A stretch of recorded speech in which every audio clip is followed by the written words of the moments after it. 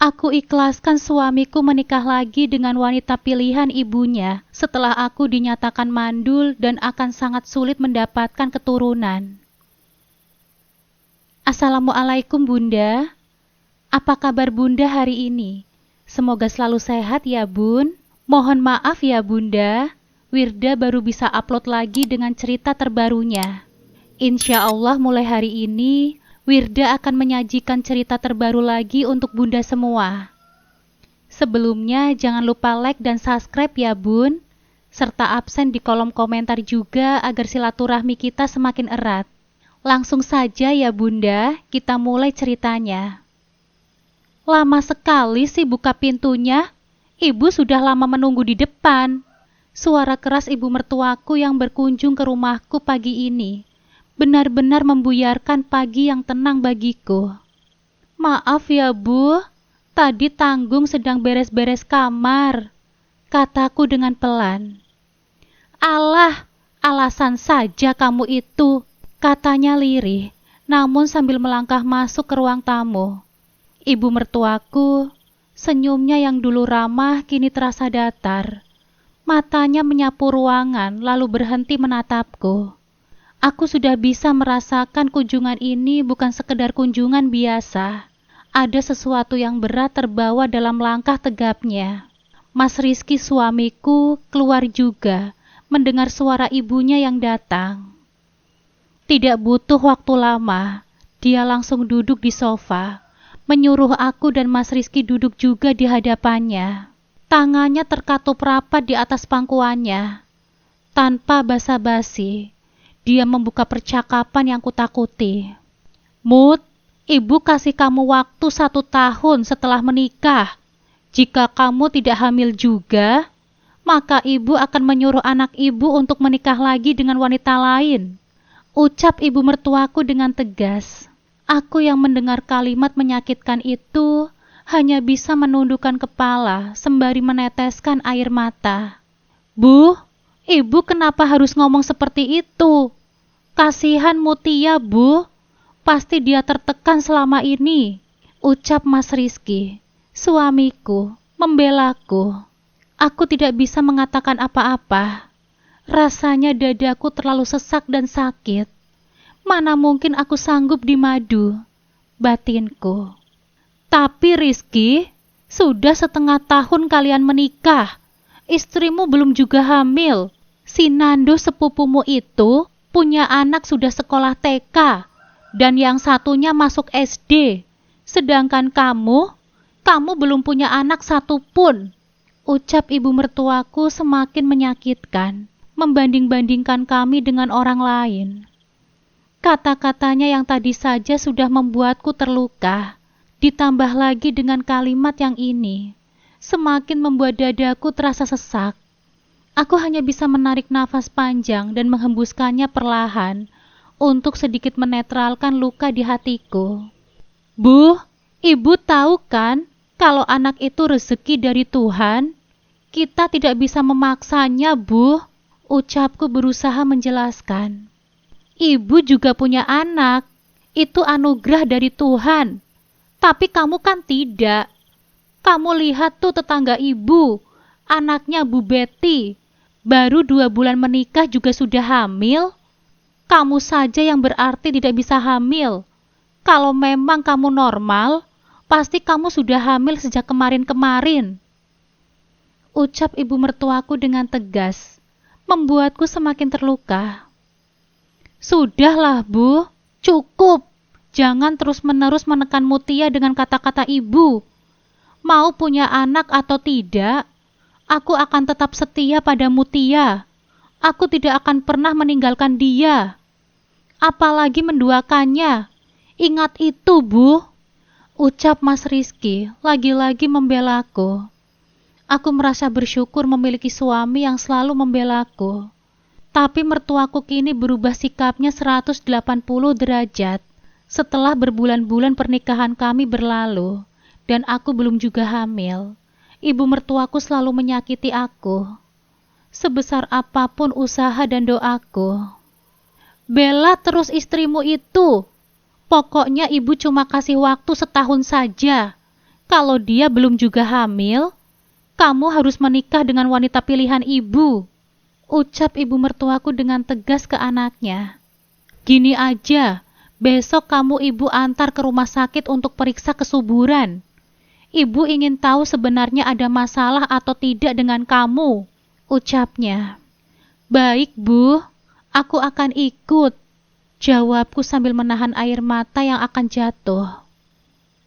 Baik, besok kamu tunggu ibu di rumah, katanya, kemudian pamit pulang.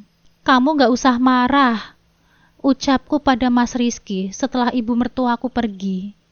Kamu gak usah khawatir, besok aku yang akan bilang sama ibu. Kamu tenang saja, aku tidak akan menuruti permintaan ibu. Aku mencintai kamu, Mutia. Apapun yang terjadi, aku akan tetap setia kepadamu, ucap Mas Rizky kepadaku dengan penuh keyakinan. Mendengar ucapan suamiku itu, aku sedikit tenang. Aku tidak bisa membayangkan diriku di madu. Aku tidak mau berbagi cinta dengan wanita lain. Aku hanya ingin memiliki Mas Rizky seorang diri. Keesokan paginya, sesuai permintaan ibu mertuaku, aku menjemput beliau di rumahnya. Lalu kami berangkat ke rumah sakit untuk melakukan tes kesuburan. Mas Rizky tidak ikut karena ada meeting penting dengan klien. Sesampainya di rumah sakit, Dok, menantu saya ini sudah 6 bulan lebih menikah. Dia belum juga hamil. Tolong dicek ya, Dok, ucap ibu mertuaku. Mendahuluiku sebelum sempat berbicara. Aku pun hanya bisa diam. Baik, Bu, kami paham. Namun sebaiknya pemeriksaan seperti ini harus dilakukan pasangan suami istri. Jadi dari pihak suami juga harus melakukan pemeriksaan agar kita tahu masalahnya ada di mana, ucap dokter menjelaskan. Oh, begitu ya, Dok. Baiklah, tapi saat ini anak saya sedang ada pekerjaan penting, jadi tidak bisa ditinggal. Kalau menantu saya dulu yang dites, bagaimana, Dok? Apakah bisa? Tanya mertuaku. Tentu saja bisa, Bu. Nanti kalau suaminya sudah tidak sibuk, kami harapkan periksa juga ya, ucap dokter dengan ramah. Iya, Dok, pasti, jawab ibu mertuaku dengan mantap. Aku pun diperintahkan untuk berbaring. Dokter melakukan USG di perutku. Tidak ada masalah, tidak ada kista ataupun miomi, tidak terlihat penyakit berbahaya di rahim ibu, ujarnya. Pemeriksaan dilanjutkan ke pemeriksaan yang lebih detail. Setelah agak lama, akhirnya pemeriksaan pun selesai. Sudah selesai ya, Bu, ucap dokter. Aku pun mengangguk. Hasilnya sel telur ibu kecil-kecil dan jumlahnya tidak banyak. Namun ibu yang sabar ya. Tenang saja ya, Bu. Zaman sekarang sudah canggih. Untuk mendapatkan keturunan, kita bisa melaksanakan inseminasi buatan atau bayi tabung, ucap dokter lagi menenangkan. Tapi, Bu, tingkat keberhasilannya tidak bisa 100%. Saya hanya berani mengatakan tingkat keberhasilannya itu 40%. Aku langsung dibuat khawatir lagi oleh dokter. Hari ini aku benar-benar syok dengan hasil pemeriksaanku. Aku hanya bisa menahan air mataku yang sebentar lagi akan jatuh. Tapi untunglah, sekuat tenaga aku bisa mengendalikan diriku. Kami mohon maaf ya, Bu, jika hasilnya mengecewakan. Tapi kuasa Allah itu tidak ada yang tahu kan, Bu? Mau sekecil apapun sel telur ibu, jika Allah sudah berkehendak, apapun bisa terjadi, ucap dokter lagi. Kalimat ini sungguh sangat menenangkan, membuatku sedikit punya harapan. Baik, Dok, terima kasih ya, Dok. Kalau begitu kami permisi, ucap ibu mertuaku. Sepertinya beliau enggan berlama-lama di sini. Dengan langkah yang cepat, ibu mertuaku berjalan duluan. Aku berusaha menyusulnya dengan sedikit berlari. Bu, Tunggu, Bu, panggilku. Cepatlah, jangan lama-lama, jawabnya dengan ketus. Beliau pun langsung masuk ke dalam mobil. Ekspresi wajahnya terlihat sangat kesal dan marah. Bu, ibu kan dengar tadi kata dokter. Aku masih punya harapan, Bu. Bisa bayi tabung juga, ucapku karena merasa bersalah kepada ibu mertuaku. Kamu pikir bayi tabung itu murah? Kamu punya banyak uang, Mutia. Itu tadi berapa tingkat keberhasilannya? Hanya 40%. Lebih banyak tidak berhasil daripada berhasilnya, jawab ibu mertuaku dengan ketus. Ibu tidak mau keluar uang banyak, tapi tidak ada hasilnya. Rugi. Walaupun perusahaan itu milik kamu, tapi karena anak ibu, perusahaanmu semakin maju sekarang. Jadi ibu tidak mau uang ibu habis begitu saja, hanya untuk digunakan bayi tabung yang hasilnya belum pasti. Mendingan Rizky menikah lagi dengan wanita lain, langsung hamil dan punya anak. Itu lebih mudah, cepat dan murah, ucap ibu mertuaku. Aku sangat sakit mendengarnya. Kenapa dia sebagai perempuan tidak bisa menghargai perasaan perempuan lain? Cukup ya, Bu. Aku itu perempuan. Ibu juga perempuan. Seharusnya ibu bisa mengerti betapa sakitnya aku kalau ibu terus mengatakan hal itu. Aku ini mandul. Akhirnya aku menangis juga. Sudahlah, Mutia. Ibu tidak mau mendengar alasanmu lagi. Ibu akan tetap menyuruh Rizky untuk menikah dengan wanita lain. Mau kamu setuju atau tidak, ibu tidak peduli. Aku menangis semakin keras. Dadaku terasa sangat sakit sekali. Kini ibu mertuaku malah keluar dari mobil dan memilih naik taksi. Kenapa ibu tega sama aku, Bu? Padahal dulu ibu sangat baik. Tapi kenapa sekarang ibu berubah?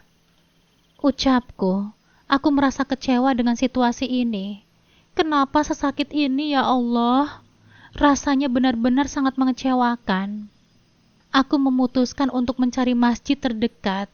Aku ingin sholat supaya hatiku bisa tenang. Jujur saat ini aku benar-benar kalut. Tidak tahu harus bagaimana. Kulaksanakan sholat 2 rakaat.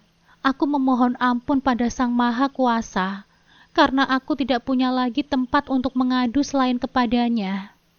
Aku sudah ditinggal pergi oleh kedua orang tuaku. Ayahku meninggal dunia sebulan sebelum aku menikah dengan Mas Rizky.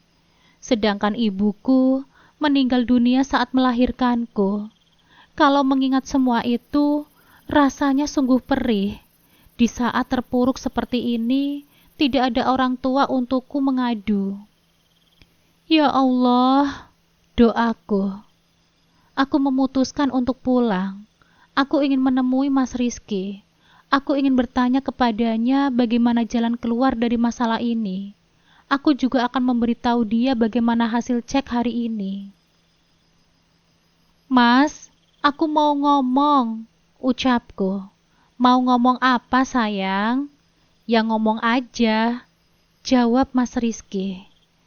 Mas, tadi aku sudah cek ke rumah sakit sama ibu, dan hasilnya aku berhenti. Sakit rasanya untuk melanjutkan kalimat ini. Apa, Dek? Hasilnya apa?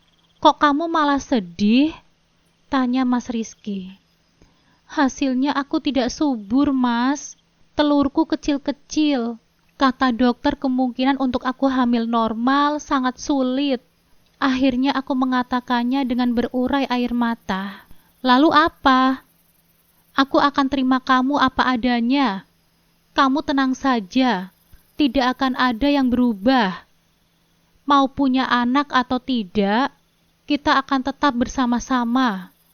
Aku akan selalu mencintai kamu, Mutia. Mas Rizky menggenggam tanganku dengan erat. Aku tahu, Mas, tapi bagaimana dengan ibumu?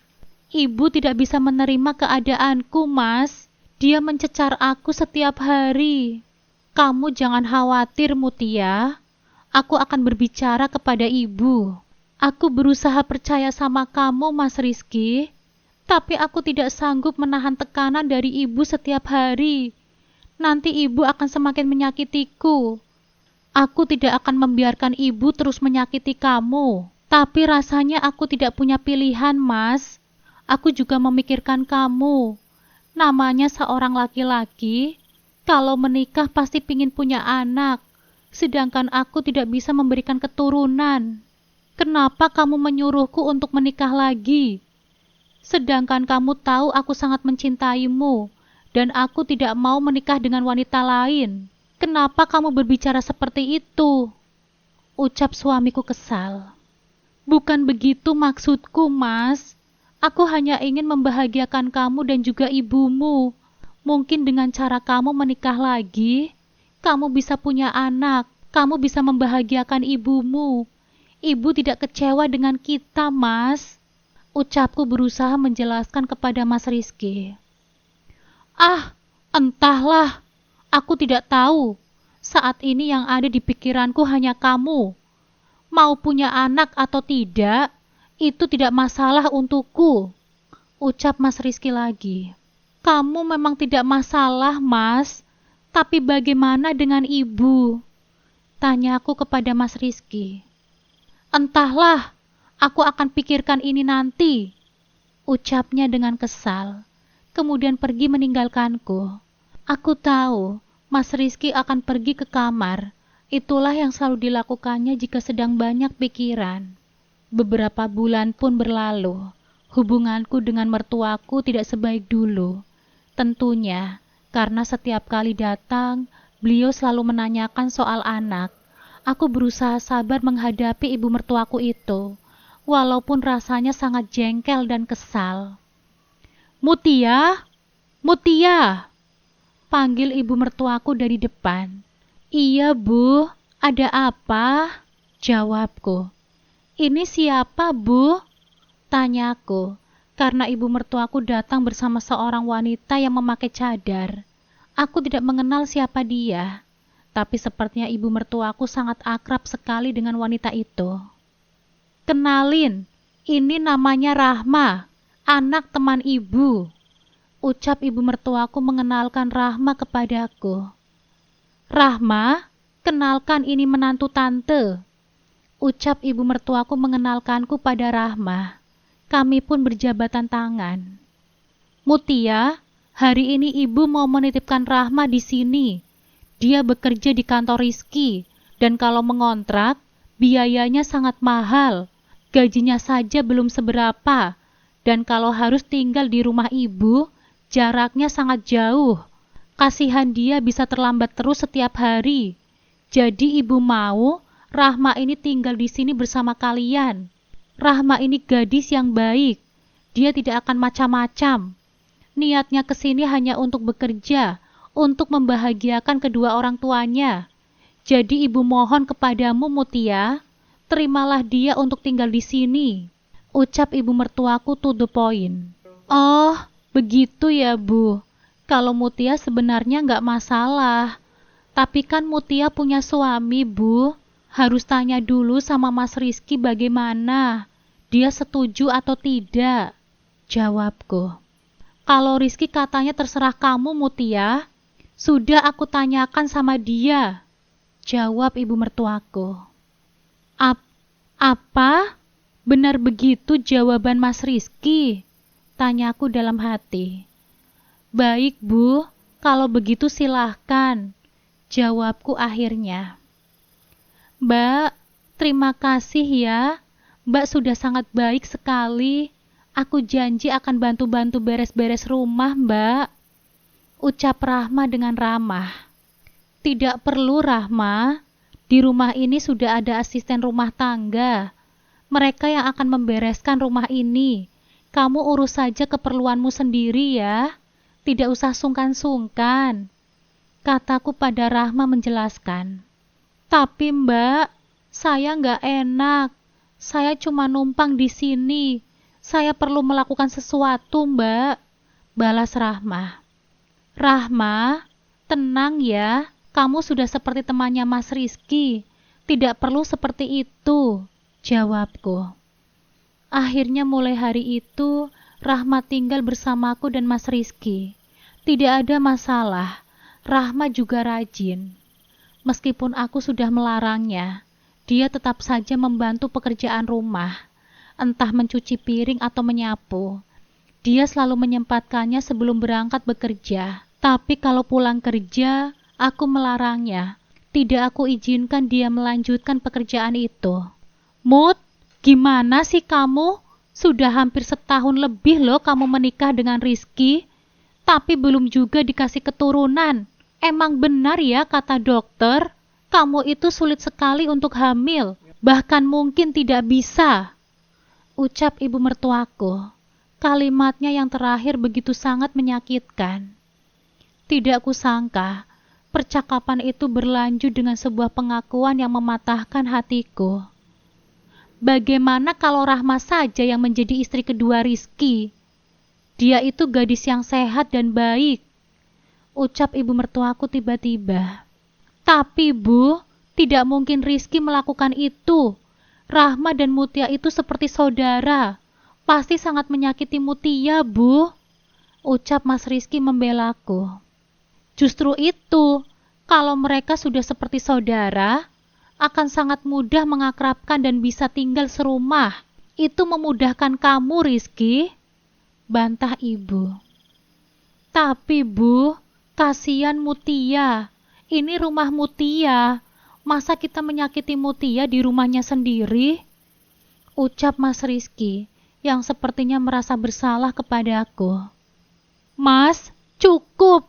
Jangan berkata seperti itu kepada ibu. Mas harus ingat, ibu itu ibu kandung kamu, yang melahirkan kamu, Mas. Kamu harus menghormati ibumu. Selaku, Mas, aku tidak apa-apa, Mas. Kalau memang ibu setuju calon istri keduamu itu adalah Rahma.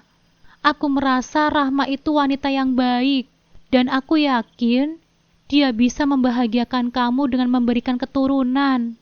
Ibu pun akan bahagia kan, Mas? Kalau kamu punya anak dengan Rahma, aku ikhlas, Mas. Yang penting kamu dan ibu bahagia. Aku tidak mau, Mutia. Sulit bagiku, sangat sulit. Ucap Mas Rizky, nampak bingung dan tertekan. Mas, aku mohon, Mas. Turuti saja permintaan ibu. Jangan sampai kamu menyesal nantinya. Pintaku. Akhirnya malam itu kami sholat istikharah bersama untuk meminta petunjuk yang terbaik. Begitu juga dengan Rahma.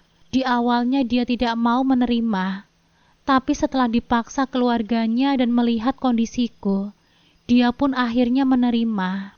Aku mengerti, Mbak. Aku akan berusaha membahagiakan Mas Rizky dan ibu tanpa mengganggumu. Janji Rahma kepadaku dengan mata berkaca-kaca. Aku hanya bisa memeluknya dengan erat. Kami menikah dalam diam. Aku meminta agar acaranya sederhana saja, agar hatiku tidak semakin remuk. Mereka pun pergi bulan madu. Aku memaksakan diri untuk tersenyum. Melepas mereka pergi, aku tidak ingin mereka terganggu karena merasa bersalah kepada aku. Beberapa hari mereka berbulan madu di sana. Setelah mereka kembali, aku bertanya kepada Mas Rizky. Bagaimana, Mas? Tanyaku. Bagaimana apanya? Jawab Mas Rizky dengan ketus. Ya bagaimana? Apa kamu bahagia menikah dengan Rahma? Ya mau bahagia atau tidak, ini permintaan kamu dan juga ibu. Aku mau bahagia atau tidak, tetap harus menjalaninya. Ucap Mas Rizky dengan nada yang masih ketus. Kemudian masuk ke dalam kamar kami. Mas, kamu marah sama aku ya? Tanyaku.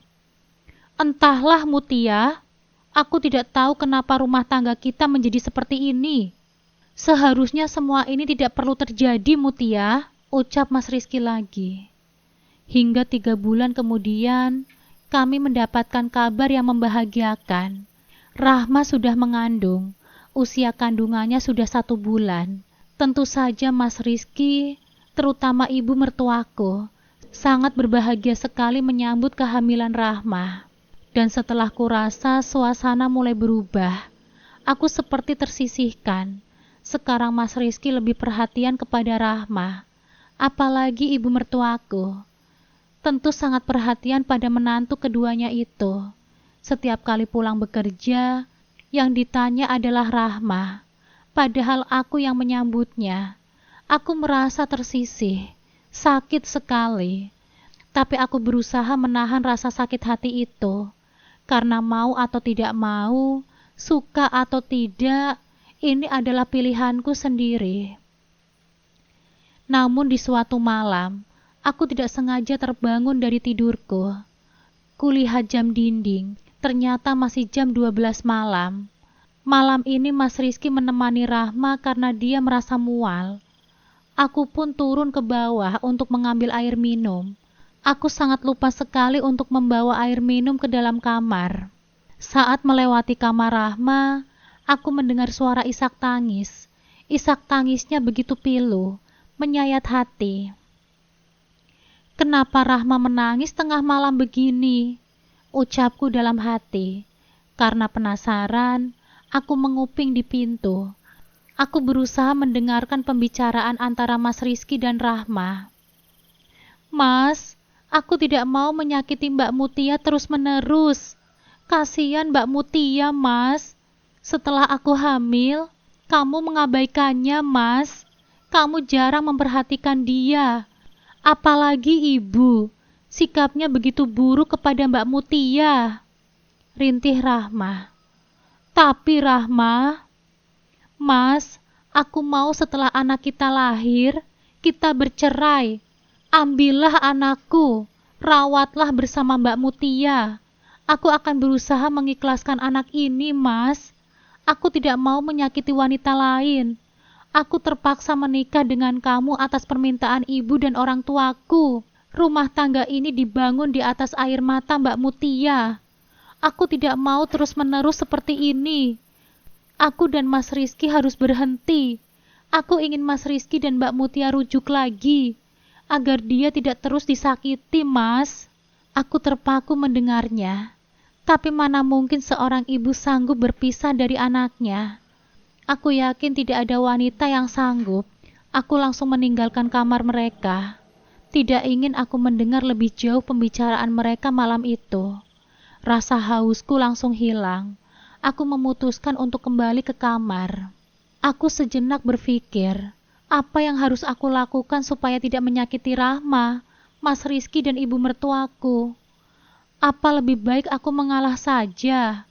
Ya, biarkan Mas Rizky bahagia bersama Rahma, karena sepertinya ibu juga lebih mencintai Rahma daripada aku. Aku juga tidak mungkin tega memisahkan seorang anak dari ibu kandungnya.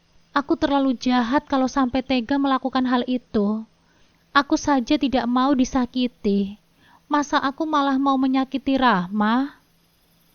Akhirnya setelah aku pikir dengan sangat matang, aku memutuskan untuk menggugat cerai Mas Rizky. Aku sudah membicarakannya dan Mas Rizky berkali-kali tidak setuju.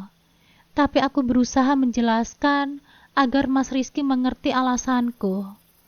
Bohong kalau aku tidak sakit. Aku sangat sakit, tapi ini jauh lebih baik daripada ada yang merasa tersakiti atau saling menyakiti di sini. Aku juga masih mengizinkan Mas Rizky bekerja di perusahaanku. Jabatannya pun tidak aku turunkan, masih tetap sebagai manajer. Sementara untuk jabatan direktur, aku sendiri yang memegang, karena aku adalah pemilik perusahaan. Perusahaan itu adalah milik ayahku, peninggalan orang tuaku. Dengan hati berat, Mas Rizky menyetujui perceraian kami. Dia sebenarnya tidak rela kehilangan aku, tapi rasa cintanya ke Rahma juga sudah tumbuh. Dan dia tidak mungkin meninggalkan Rahma apalagi mereka akan punya anak. Ibu mertuaku pun tidak akan pernah setuju. Jadi lebih baik aku yang mengalah. Sidang pun sudah usai. Aku dan Mas Rizky resmi bercerai. Mulai hari itu, Mas Rizky keluar dari rumahku bersama Rahma. Mereka akan tinggal di rumah ibu. Katanya, ya, Aku merasa ini yang terbaik untuk kami semua. Walaupun berat, tapi aku berusaha menerimanya. Rahma awalnya menolak juga perceraian ini, tapi lebih baik aku yang mundur daripada anak mereka harus kehilangan orang tuanya. Aku tidak mau. Beberapa bulan setelah perceraianku dengan Mas Rizky, dia mengajukan surat pengunduran diri dari perusahaan. Dia sudah menjelaskan semuanya. Ia tidak ingin menyakitiku lagi. Ia ingin menuntaskan semua ini, supaya aku tidak terus terluka. Itulah yang terbaik. Aku menerima dengan berat hati surat pengunduran dari Mas Rizky. Walaupun sebenarnya sangat sayang sekali kehilangan karyawan teladan seperti dia. Tapi mungkin inilah yang terbaik untuk kami. Dengan menjauhkan Mas Rizky dariku, aku bisa sedikit demi sedikit melupakan rasa sakit yang pernah terjadi. Ya, aku sebenarnya sangat sakit, tapi aku berusaha menutupi semua itu. Kini hidupku disibukkan dengan pekerjaan. Aku fokus untuk memajukan perusahaan orang tuaku. Ya, dengan begitu, aku tidak harus memikirkan permasalahanku yang sudah menjadi masa lalu itu. Aku jadi sibuk dan tidak memikirkan hal-hal yang tidak penting. Aku juga sudah dapat kabar kalau Rahma sudah melahirkan anak Mas Rizky. Jenis kelaminnya laki-laki. Mendengarnya, sebenarnya aku seperti membuka sendiri lukaku lagi. Tapi setelah melihat foto bayi Rahma yang begitu lucu, semua luka itu berubah menjadi senyum di wajahku. Karena aku ikut berbahagia. Sebab meskipun aku bukan ibu dari anak itu, tapi aku menjadi bagian dari ceritanya. Kisah ini tidak akan pernah terlupakan, walau tidak akan pernah juga diceritakan kepada anak laki-laki Rahma dan Mas Rizky. Meskipun begitu, aku bahagia karena bisa menjadi bagian dari mereka. Setahun pun berlalu setelah aku bercerai. Kini aku bertemu dengan seorang pria dan aku jatuh cinta kepadanya. Pria itu adalah rekan bisnisku. Kami sudah cukup lama menjalani kerjasama. Namun baru kali ini sering bertemu dan rasanya aku seperti jatuh cinta di pandangan pertama. Tidak kusangka, rasa suka di hatiku ini terbalas. Setelah sekian kali bertemu, tiba-tiba Mas Hanan melamarku. Dia langsung mengajak keluarga besarnya untuk meminangku. Aku tentu menerimanya, karena aku mencintai Mas Hanan dan tidak mau menyia-nyiakan kesempatan ini. Semoga kali ini jalan yang aku pilih adalah yang terbaik. Mas Hanan ternyata orang yang sangat pengertian. Keluarganya pun sangat baik dan tidak pernah menuntut atau menekanku soal keturunan. Dia bahkan dengan sukarela membuat perjanjian pranikah yang melindungi hartaku sepenuhnya. Aku menjadi yakin bahwa tidak semua laki-laki mengutamakan keturunan di atas segalanya. Meski kami sudah 3 tahun menikah dan belum juga diberikan keturunan, tidak pernah kudengar satupun kata yang menyakitkan, baik dari suamiku sendiri, keluarganya, atau dari orang luar. Entah karena semua orang itu berpihak kepadaku, atau karena mulut mereka sudah dibungkam oleh sikap tegas Mas Hanan. Aku tidak tahu. Aku juga tidak peduli. Yang jelas, aku sangat menikmati masa-masa bahagia bersamanya. Hanya ada masalah kecil saja, dan itu bagiku bukan masalah, tapi justru pelengkap kebahagiaan rumah tangga kami.